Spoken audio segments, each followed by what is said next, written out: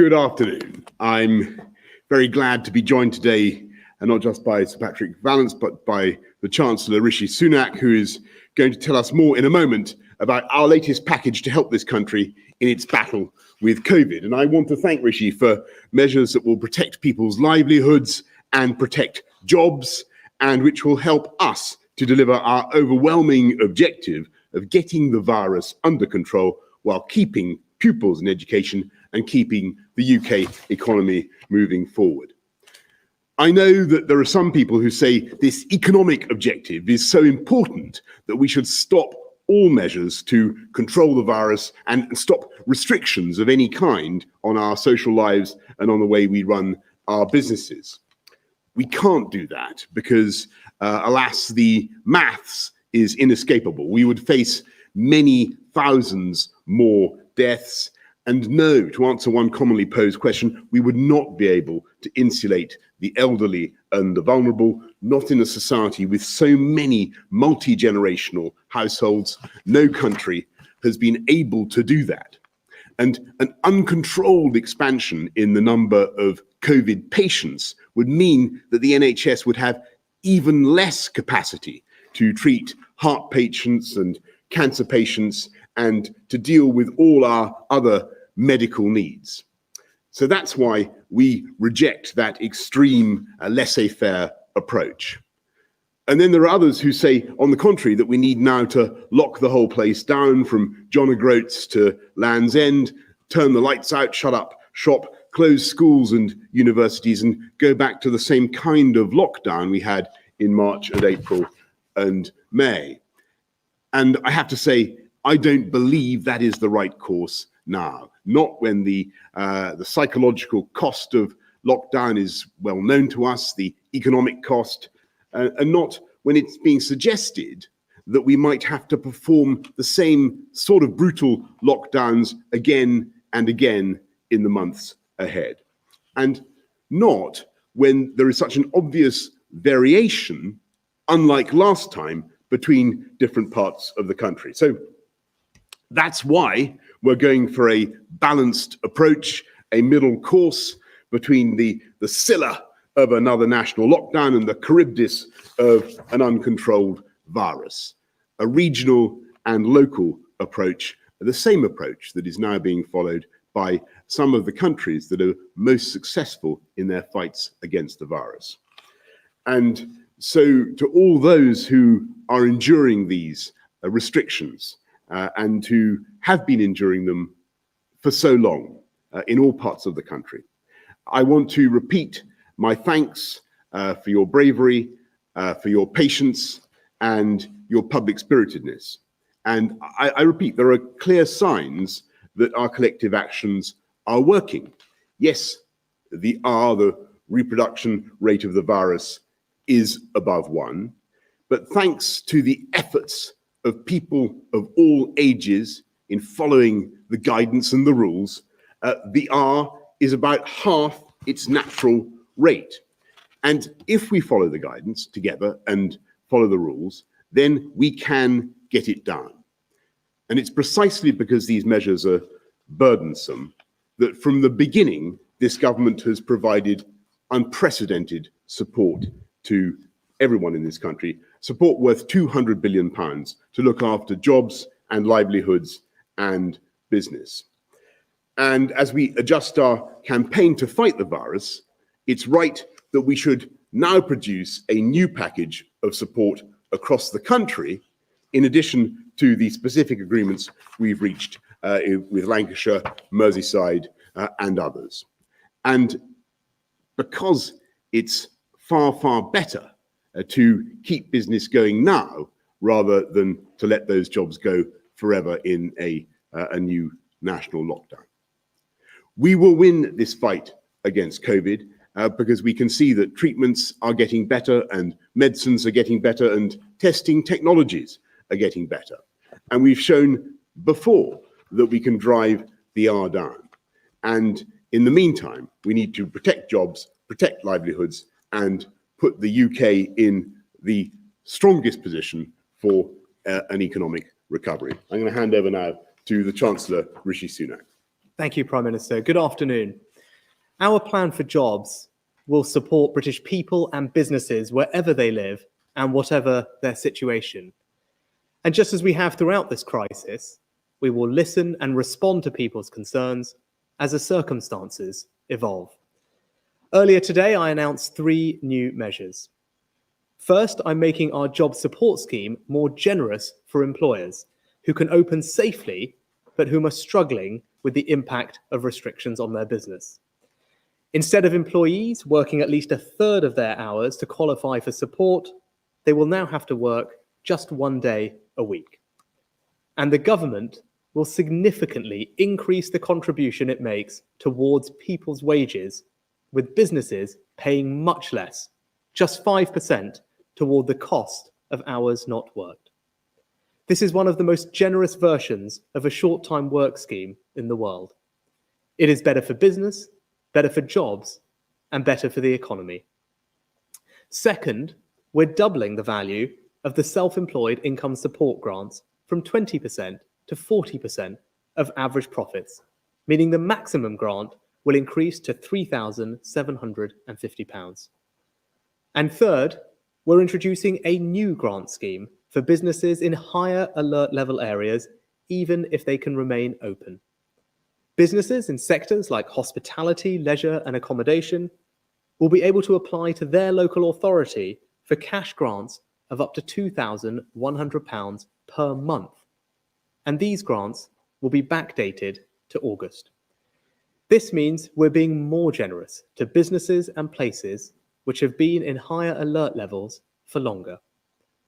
This is our plan, a plan for jobs, for businesses, for the regions, for our economy, for the country, a plan to support the British people. Thank you. Thanks very much, Rishi. Patrick, can we go to you for today's slides, please? Can I just update you on some of the numbers? So this is a slide that I showed last week. The new numbers come out tomorrow, but it's a reminder that the number of people in the UK thought to have COVID based on the Office for National Statistics survey last week was somewhere between 312,000 and 362,000 people over that period. We're expecting the new numbers tomorrow, and this will be higher, I'm sure, so that we continue to see an increase in the total number of people with the virus. Next slide, please. That's one thing, the prevalence, the number of people with the infection at any one time. The second is the incidence, the number of people with a new infection every day. And again, there are 2 numbers there which are from last week, which were the estimates, again, looking back from 2 big studies, the REACT study and the ONS study.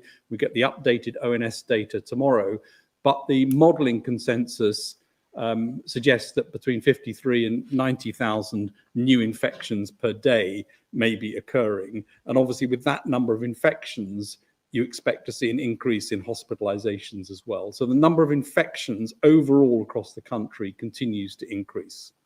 Next slide, please. This shows the hospital admissions. The yellow bar indicates from a month ago, and you can see an increase in the number of patients admitted to hospital every day with COVID, which is up towards 1,000 now. And with the numbers of infections, you'd expect that to continue to increase. And it's worth remembering that the number of infections leads to hospitalizations a week or 2 later, and that in turn has the effect of increasing intensive care unit numbers. And of course, unfortunately, a number of people will die as a result of that, and that will increase a week or 2 after that. So we expect to see a delay from the number of infections through to hospitalizations, through to the very serious consequences and to death. Next slide, please. Number of patients in hospital with COVID has increased again. The yellow bar shows from a month ago, you can see the number of patients across the UK in hospital with COVID. And I just want to make a point that the Prime Minister has alluded to, which is one of the reasons that care for other conditions like cardiovascular disease and oncology, cancer care gets affected is not the measures taken to stop COVID, it's the patients with COVID who start to occupy beds. So the more patients there are with COVID, the more the pressure on the healthcare system overall, and the more the other conditions get affected because people don't have the capacity to deal with it. So it's very important to keep the numbers of infections down if we are to reduce the number of hospitalizations. Next slide, please. This is the R value over time from May through to now. We're expecting an updated value for this tomorrow. What you can see is R was very flat over the period of the summer. It was below 1. That means the epidemic is shrinking. It shrank over the period up to August. And then as measures were released and people started to make more contacts, you can see that the R increased. And it's gone up to somewhere between 1.2 to 1.5, something like that. So it's about half of the natural R, which is around 3. So it definitely reflects the huge effort that people have made to try to adhere to the various measures that are in place. The fact that we're wearing masks, we're keeping a distance, we're washing our hands, we're doing the things that we need to do to try and reduce it has brought the R down. But this also means that the epidemic is still growing. As long as R is above 1, the epidemic continues to grow, and it will continue to grow at a reasonable rate. It's doubling perhaps every 14 to 18 days, unless the R comes below 1. So that is the aim. And I do want to just say there are some areas where we begin to see real effects of what's happening. So there's some indications that amongst young people, the rates are coming down or flattening off a bit, again, due to the huge efforts that people have made to try to adhere to these changes in behaviours that we need to have in order to get this down. And in some areas of the country, we can begin to see a little bit of flattening possibly. So the measures are having an effect, but we need to do more if the aim is to get R below 1 and to shrink this epidemic. I just want to show a couple of slides now on regional pictures. Next slide, please. This is the picture that we've shown before. On the left-hand side, the darker the purple, the higher the case numbers. What you can see is the entirety of England is now purple, so that there are cases everywhere increasing, and some areas have got very high numbers, which if R stayed at 1, those would stay at very high numbers. On the right-hand side is the speed with which growth is occurring. So where it's brown, the numbers are increasing, and the darker the brown, the greater the increase. So again, in some areas, this has slowed down a bit. The rate of growth isn't as high as it was in some areas, but overall, this is growing, continues to grow. R is above 1, and therefore we should expect to see greater numbers. Next slide, please. This is the regional breakdown in terms of hospital admissions, and in keeping with the previous slide, what you can see is that the Northwest, Northeast Yorkshire and Midlands have the highest number of people in hospital. Again, some possibility of beginning to see a decrease in the rate of increase due to the measures that people are taking. And you can see London is increasing, but at a lower level, southeast, east of England, and the southwest at the lowest, but still increasing. So the regional picture is different. The country is essentially in different zones depending on the speed of the increase and the overall numbers, but you can see there are increases across the country as a whole. Thanks very, very much, Patrick. Let's go to questions from the public. Yvonne from Surrey, first of all.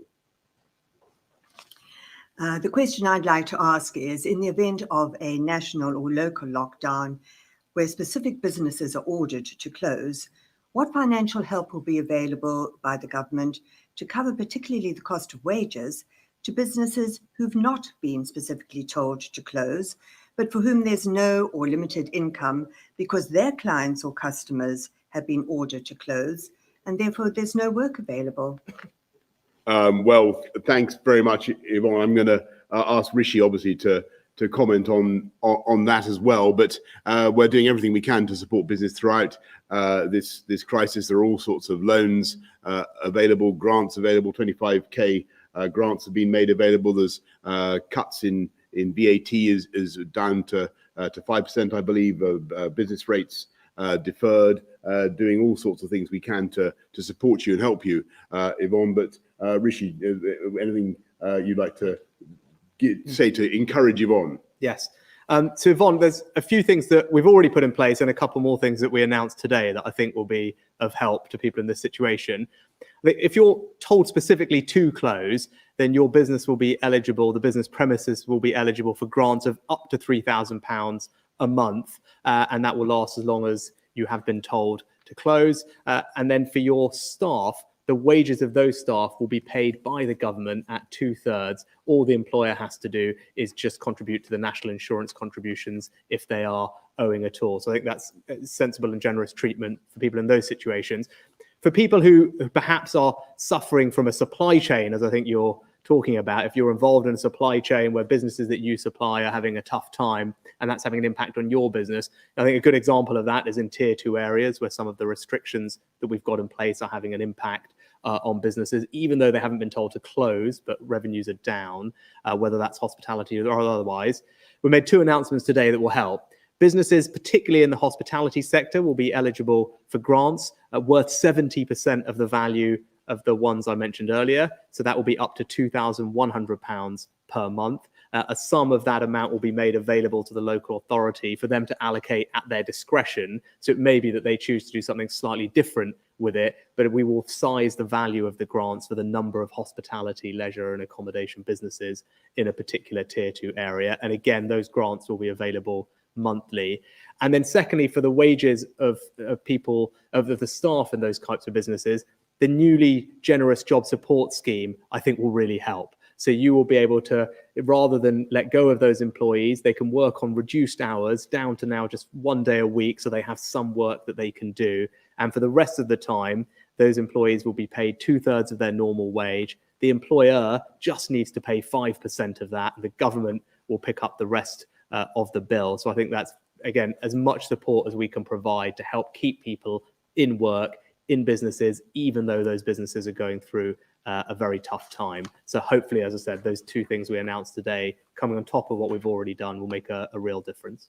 Thanks very much, Rishi, and thanks, Yvonne. Liam from Bradford asks, what can and will you do to encourage new and innovative business to emerge at this time, a critical component of economic growth, which seems to have been forgotten? How can we share the risk? Well, Liam, again, I would say that the UK is one of the most competitive and dynamic environments to set up a business under any circumstances. We have all sorts of advantages, but we now have the advantages, I said just now to Yvonne, of unprecedentedly low business rates of VAT.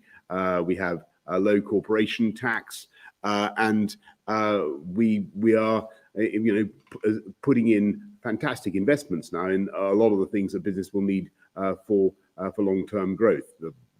Investment in skills, in infrastructure, in gigabit broadband, where we want to be leading the world, giving startup businesses the basic foundation on which to build. But Rishi, anything you'd like to add for Liam?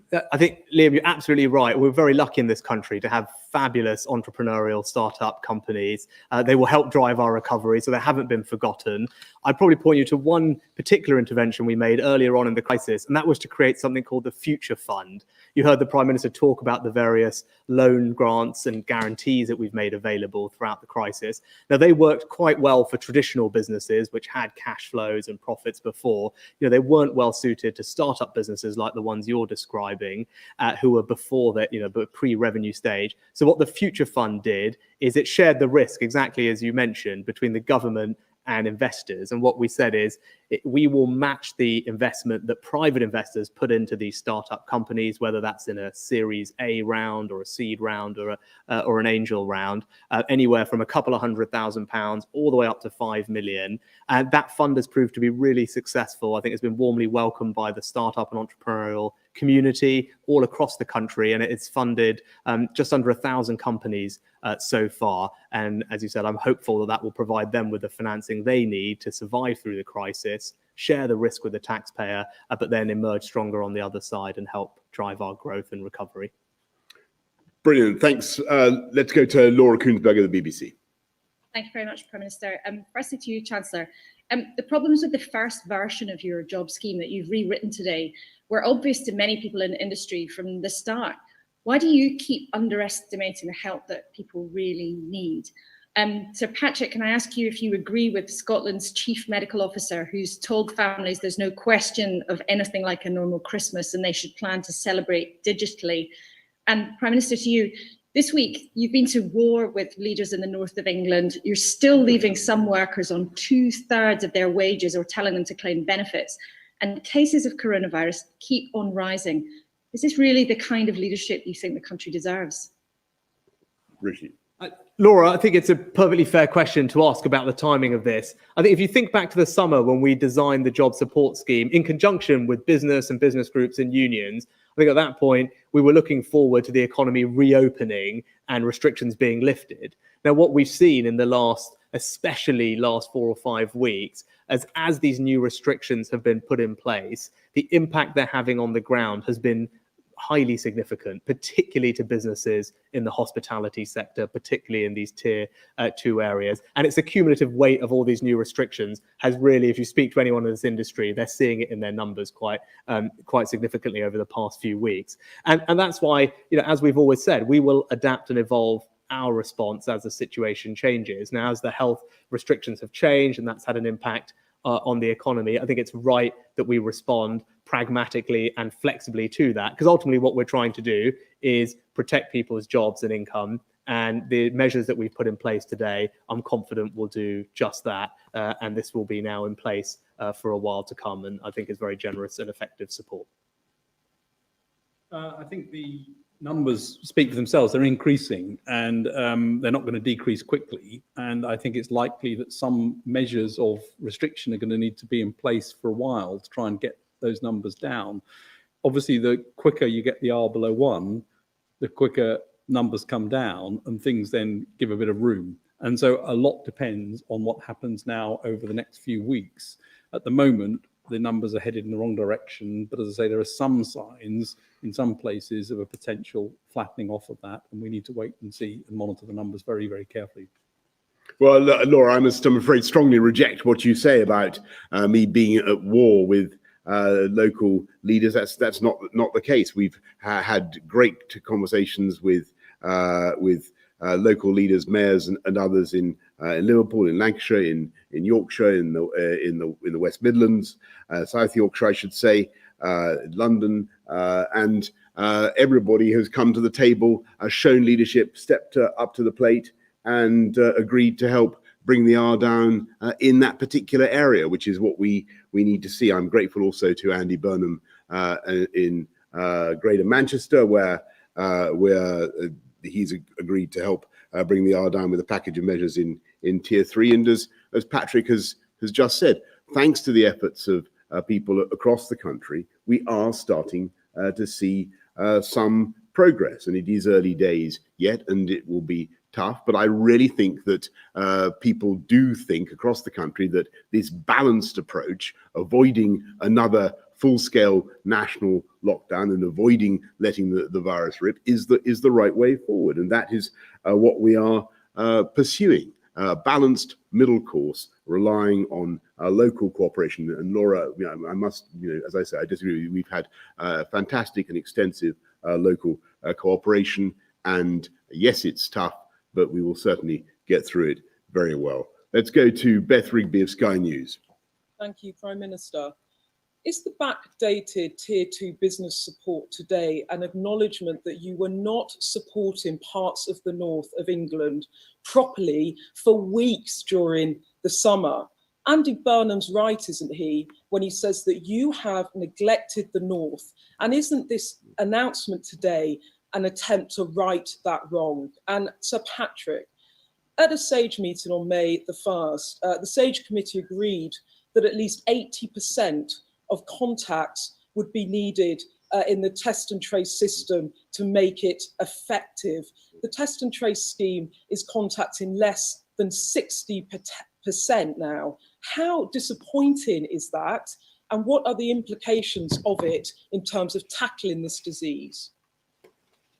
Beth, no, the issue is really one of basic fairness as between the various parts of the country that are having to experience regional restrictions. That's what we were trying to achieve in the last 10 days. What we're doing now is bringing forward measures that are designed to help businesses that can't trade as they normally would, and are experiencing, a fall in income, as Rishi has said. That's what we're trying to do. We're doing it, and we're doing it across the whole country, and it's backdated, as you know, to August. But Rishi, I think I'd just echo what you said, Prime Minister Beth. This is simply about fairness. It's about treating people the same wherever they live and whatever their situation. All the interventions that we've put in place are there on a national basis. And as different parts of the country experience different restrictions at different times, our various support measures, whether it's grants for businesses or the job support scheme, will be there to help them, their businesses, support their wages at whatever time that is. But we approach everything from a position of wanting people to have the equal support wherever they are, not just within England, but in every part of the United Kingdom as well. Thanks very much, Beth. Let's go to Ben Kentish of LBC. Oh, sorry, Patrick, yes. So on the test and trace, it's undoubtedly the case that test, trace and isolation becomes much more difficult to have an impact once numbers are high. So it's much more effective when numbers are low. That's the first point. The second point is that I think the testing system has ramped up the numbers they're able to do quite effectively, but it's really important to concentrate on numbers of contacts, isolation as quickly as you can, and getting things back as quickly as you can, ideally to get the whole process done within 48 hours. And it's very clear there's room for improvement on all of that, and therefore that will be diminishing the effectiveness of this. But the effectiveness anyway of test and trace is less when numbers are high than it is when numbers are low. Thanks very much. Ben Kentish of LBC. Ben, you need to unmute, or somebody needs to unmute you. Can you hear me now? Yes, got you. Thank you, Prime Minister. I wanted to follow up on that issue, actually, because countries like South Korea, Germany and Taiwan have shown that there is an alternative to the sort of restrictions that much of the UK is now under, and that is a functioning test and trace system. We're testing more people than ever, but clearly something's going wrong. For example, in June, Prime Minister, you said you wanted 100% of test results to be back within 24 hours. Today, the current figure is just 15%. So what do you think's gone wrong there? And when can you assure the British public that that system will be effective enough to start to control the virus as it has in other countries? And just very quickly for the Chancellor, unprecedented times we're in. Clearly, unprecedented spending is needed to support people. But with UK debt hitting 2 trillion, the highest since the 1960s, how long do you believe that can go on for? And how concerned are you about that figure? Well, first of all, Ben, on your point about NHS test and trace, look, I share people's frustrations, and I understand totally why we do need to see faster turnaround times, and we do need to improve it. We need to make sure that people who do get a positive test self-isolate. That's the absolutely crucial if this thing is going to work in the way that it can. But I just would stress to you, Ben, that the achievements of the testing operation have been colossal. They have moved from a capacity of I think 2,000 tests per day to about 300,000 now. We've tested 26 million tests, more than any other country in Europe, and they are on track to reach a capacity of 500,000 by the end of this month.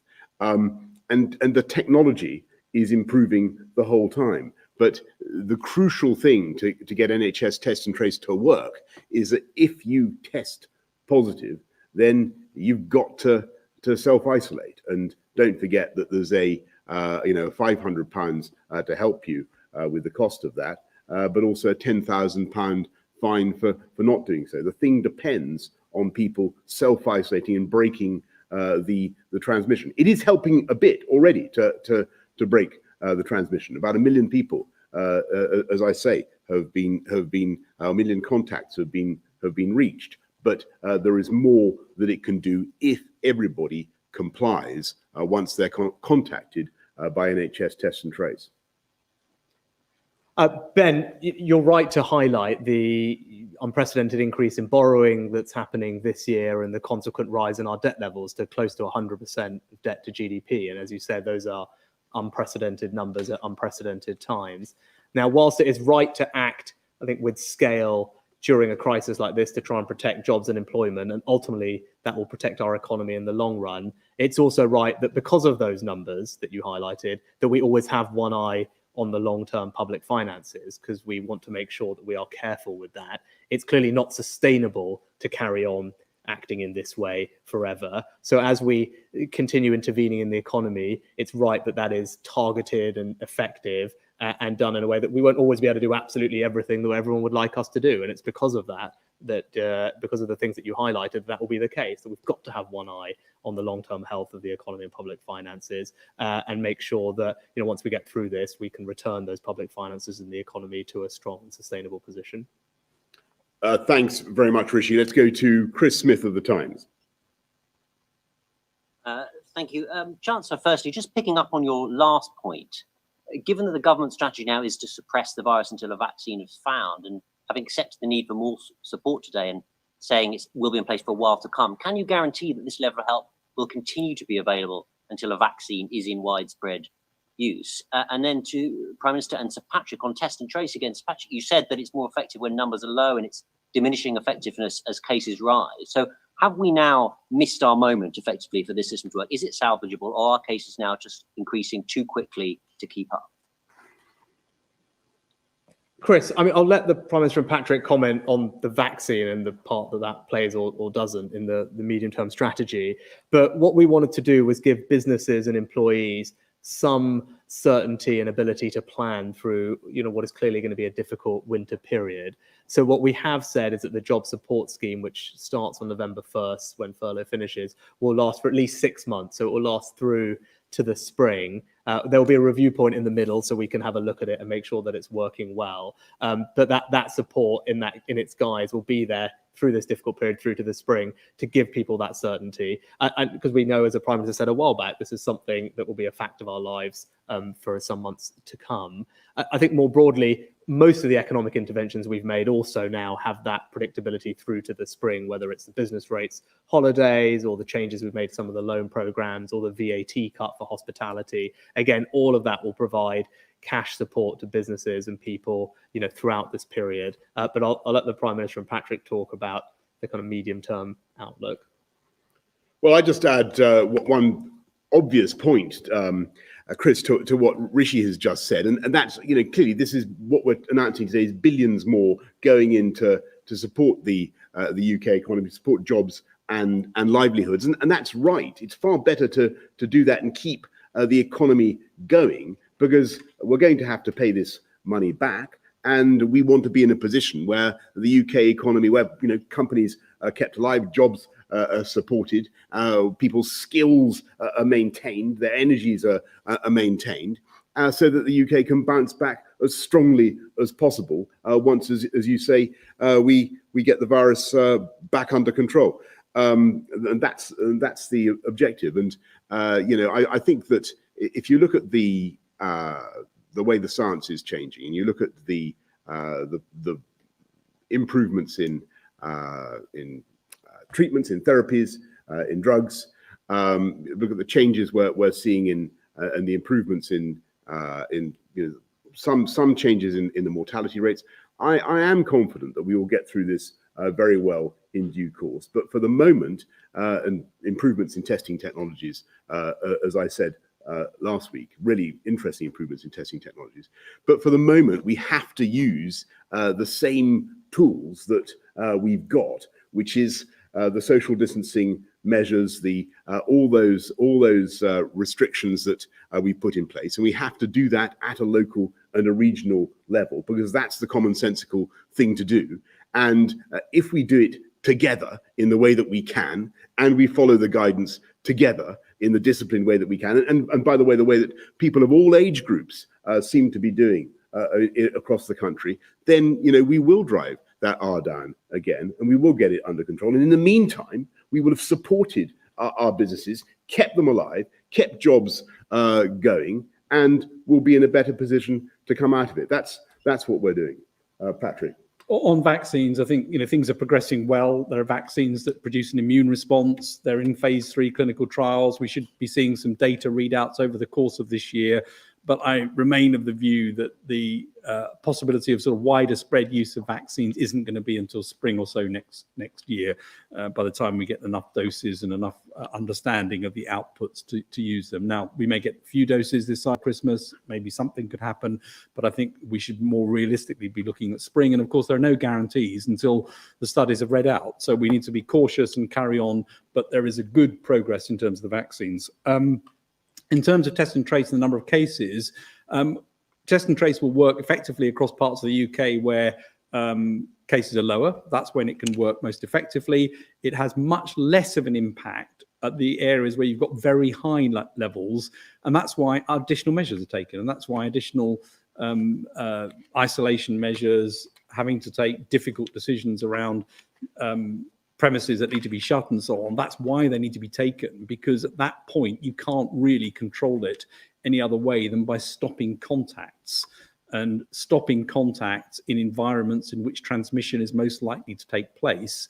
And then what test and trace does above that and isolate is to try and remove from circulation as far as you can those people who are infectious. And as new testing methods come on train, that may be more possible more widely, but at the moment it's very difficult to remove everybody who's infectious from a situation where you've got high levels, which is why it's so important to get them down.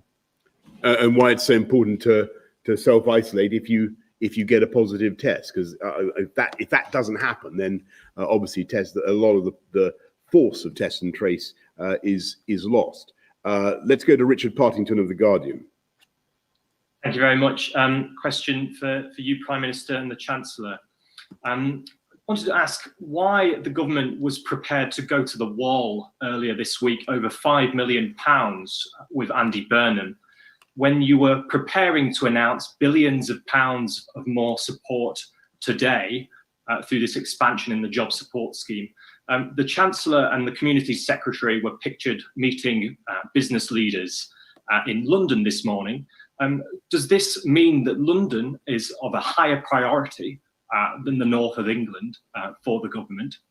And then a second, if I may, why wait so long to announce these major reversals in policy when business leaders will have been making decisions about what to do when the furlough scheme ends for several months now? Does this not have a detrimental effect on employment, and should the government not have acted quicker?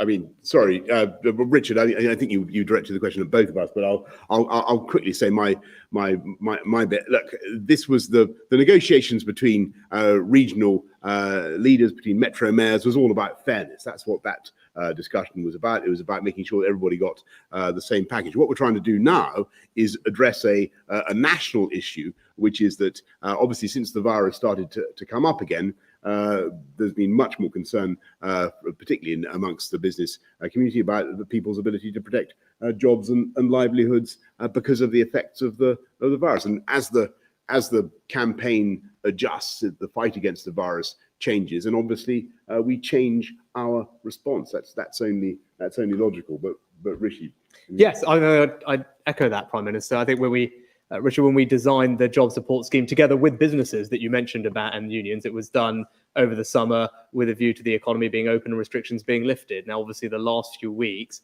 that has not been as those businesses had expected. Those restrictions were coming back. They were having a cumulative effect on the ground, particularly in tier 2 areas, particularly in hospitality. And that's been the cumulative weight of the changes and the impact more broadly on consumer confidence that we've seen.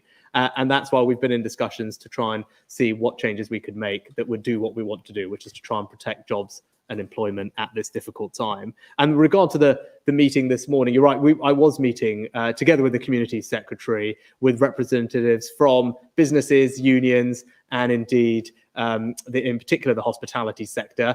There were plenty of people on Zoom as well, indeed, from, I remember, from Merseyside and North Yorkshire, as well as other places around the country. So I wouldn't take anything from the fact that the meeting happened to be held in London. And you're right, that was held in a restaurant that was closed to the public at the time and was used as a meeting for us with Franca Manca.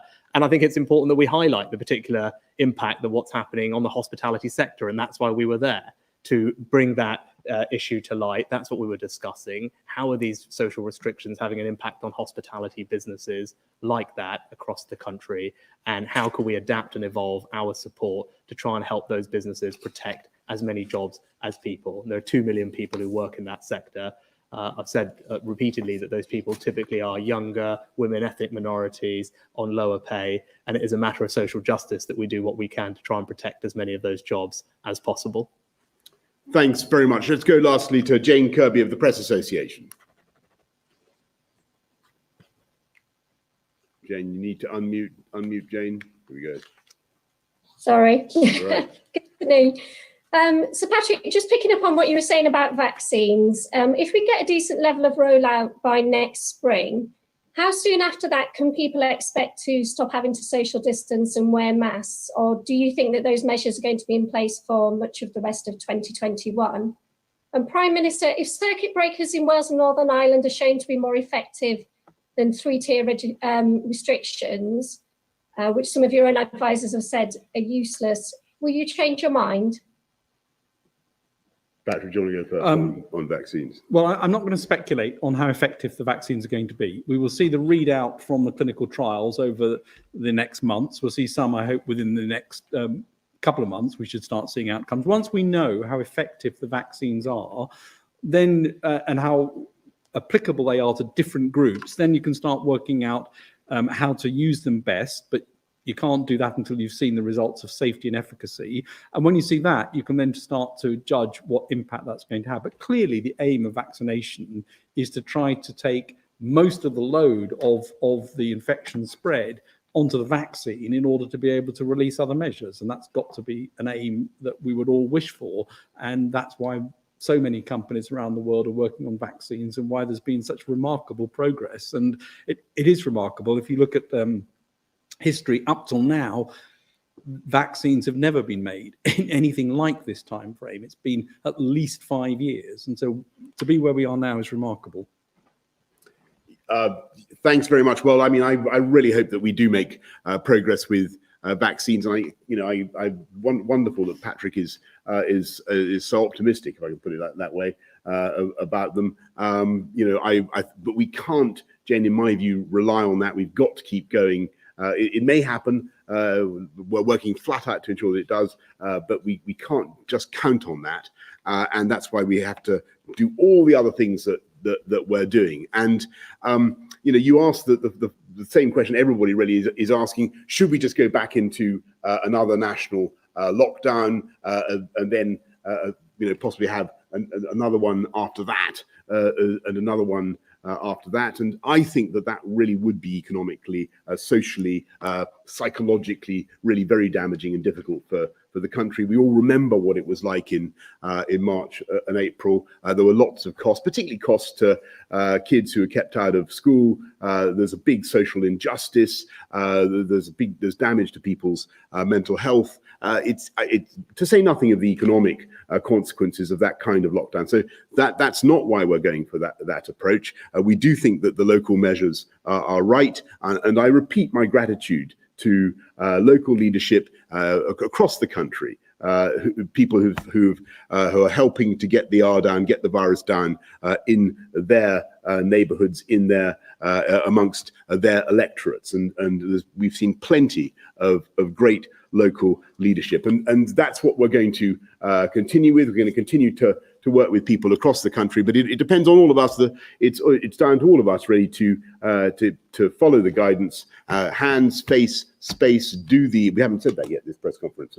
Hands, face, space. Do the essential stuff that makes sense. Take a test if you have symptoms. Self-isolate if you're contacted by NHS. Test and trace. That's the way we can do it together. We can get the R down, keep kids in school, keep our schools open, and keep our economy moving and bounce back more strongly. And the package that we've outlined today is about doing just that, keeping our economy moving, keeping jobs, supporting jobs and livelihoods throughout the pandemic. Thank you all very much. Thank you.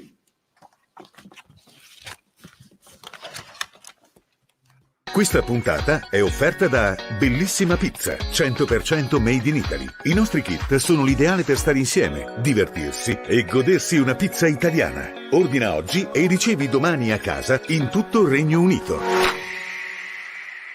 Scarica l'applicazione di TeleLondra, è gratuita e rimani connesso con il mondo italiano in UK. Ricevi le informazioni per gli italiani in UK tutti i giorni.